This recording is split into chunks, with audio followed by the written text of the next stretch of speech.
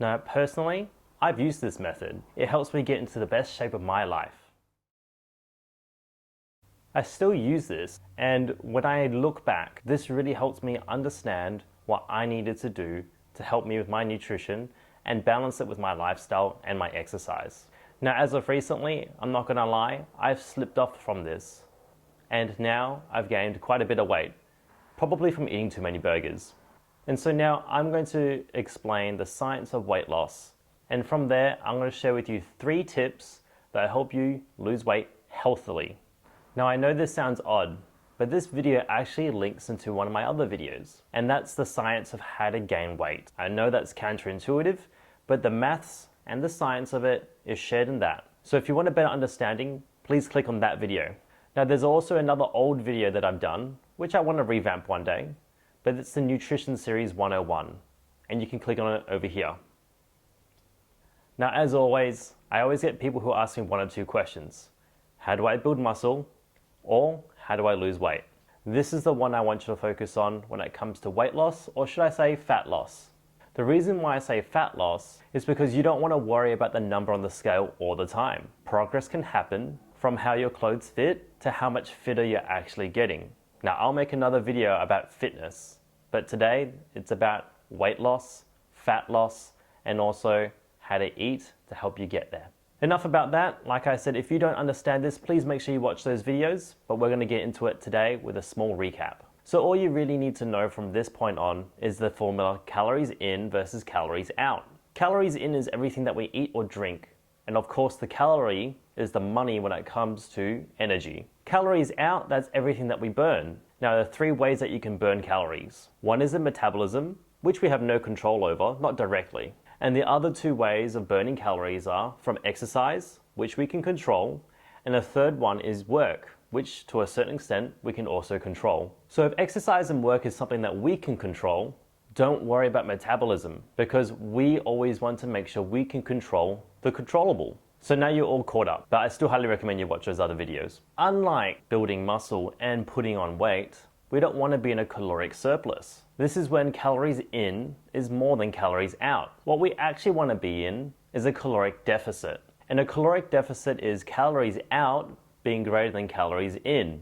So really what we have to focus on is how we spend those calories. So before I get to the 3 tips, I want to know, do you prefer lifting weights or doing cardio? Personally, I love lifting weights, but this is where it gets a little bit harder for me to lose weight or lose fat, because to a certain extent, you still need to do some cardio. Let's get back into it. So now we're going to get started with the 3 tips that can help you lose weight. Now, the first one's very obvious, and it sounds very obvious, but yes, you have to exercise. And what I mean by this is let's focus on the 3 ways that you can burn your calories. You can spend your calories in your metabolism, but we have no direct control of this from day to day. Despite what you think about eating hot chilies and going for a hot shower, these are too small of a percentage and we actually don't know if it works. So let's focus and control on the controllable. We call this a low-bearing fruit. So exercises are things from lifting weights, and yes, you should still be lifting weights even if you want to decrease body fat.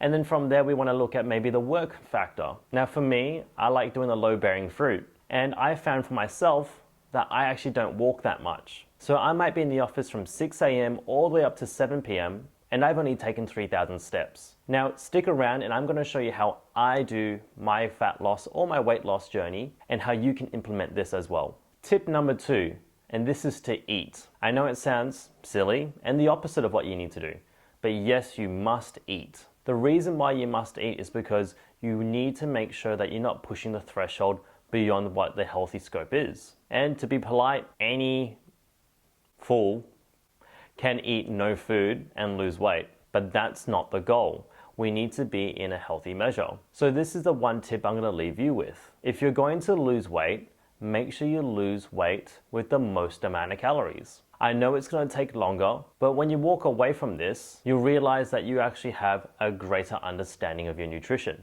Now from here, I'm going to leave you with another motto that we have at Momentum, and that's to have high standards and low expectations. What this means is you can do everything in your power and control the controllable, but that doesn't mean that you're entitled to the greatest result, because there are people out there who do everything possible and they might just stay in the same position. Now, this is not just in exercise, this is in everything. But when you have a high standard and a low expectation, this means we have something to base it off and work off, changing variables slowly, one thing at a time. So make sure you incorporate that in your life. Now, tip number 2 with eating also kind of goes into tip number 3, and that's to be patient. The reason why I say it's to be patient is because you never know what's going to happen. The person who persists with high standards actually ends up being the person who wins. And ask any single person who has done this correctly or done anything successfully. Be patient, make mistakes. Because you don't want to be just doing another yo-yo diet. You don't want to be able to just go for the whole lose 5 kilos in 2 weeks and then put your health at jeopardy. This is not the goal. Make sure you understand why you're doing something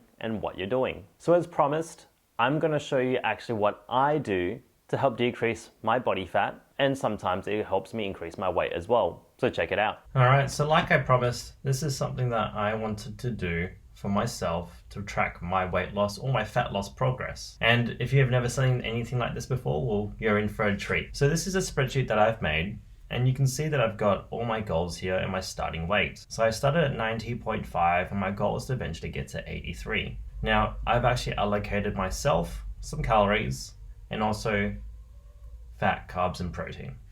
Now, you may not know how to do this, which is absolutely fine. And if you do want to know, let me know and I can create a video on that. So now what we're looking to do is just see what we can find out. So at the bottom, I've got more tabs, which you can't see. And I'm just going to click on here. Now, I'm just going to make sure this is going to fit the screen as well. So as you can see, I've got a little bit of a start to this program, and this is just a new one that I've made for 2021, which I haven't done here, but I will correct that later on. So as you can see, I've got my weights here, and I like to weigh myself daily. Now, you don't have to do this. Some people can't attach themselves or detach themselves from their weight, which is absolutely fine, but eventually, hopefully, you'll be able to create that relationship with your weight, not being associated with just you. And then from there, I track my macros, and then it totals up to my calories, and then put in what workout I've done for the week. And then after that, I tend to see how much cardio I've done on each of the machines. Now, I really hate this air bike. So I've chose just the air bike for now, and my goal was 100 calories per workout, which totals up to 400 per week. Now from here, you can see the steps taken. This is something I like to track because, as I know, I only take about 3,000 to 4,000 steps per day. This week here, I've made a conscious effort, especially this day over here, to try and get it going. And for me, I've had a low back injury, so I like to make sure I track how my back feels. Now, let's see what this looks like on the next one. And you can start to see a chart. Now, this is my weight over time. Let's go back into the next cell, or next tab, and we can start to see a bit of a trend. So let's say that I've decreased weight because I only ate 1,500 calories, but my goals were also off. So my calories were supposed to be 70, 180, and 170. And that's roughly about 2,000 calories per day. Now, if I start to track this across time, and let's just say for, convenience sake, this is what I've done, and my body weight starts to maintain, this could be something that I look into and go, hey, I'm either not decreasing enough weight, but I'd also need to take into consideration about how my body feels, and also the body composition changes, which you cannot see on these numbers. Because I want to be able to make sure that my body is still changing and building to the point that I feel comfortable. So I could still see decrease in measurements, even though my weight is actually maintaining or even increasing to a certain extent as well. So this is all about raw data. The biggest thing that you'll need to do is understand that your weight is not a complete representation of yourself, because you can also see a decrease in measurements as your weight goes up, or a change in body composition as well. This is also a really good tool to understand if you're following healthy protocols, because we know that 2,000 calories is roughly around the daily caloric intake of a full-grown male adult. And if anything, we could see this increase and still see an increase in body composition and a decrease, should I say, in weight. So one thing I'll say for this is Please don't incorporate this unless you fully understand or you have a coach to help you out with this. Because data is very useful, but the only thing that you need to understand is being unemotional to this data and treating it for what it is. And that's where someone who oversees your data is going to be more useful than yourself.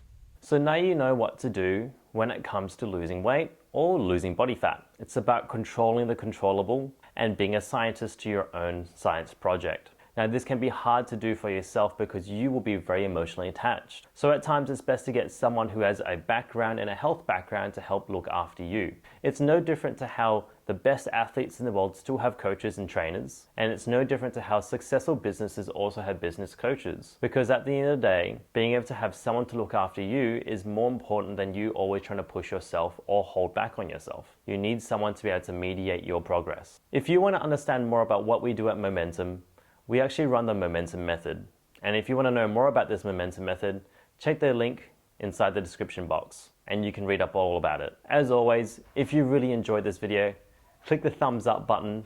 It really supports us in our mission to help as many people as possible about the truth and not putting their health at risk. Stay tuned and you can see another video next week, Wednesday.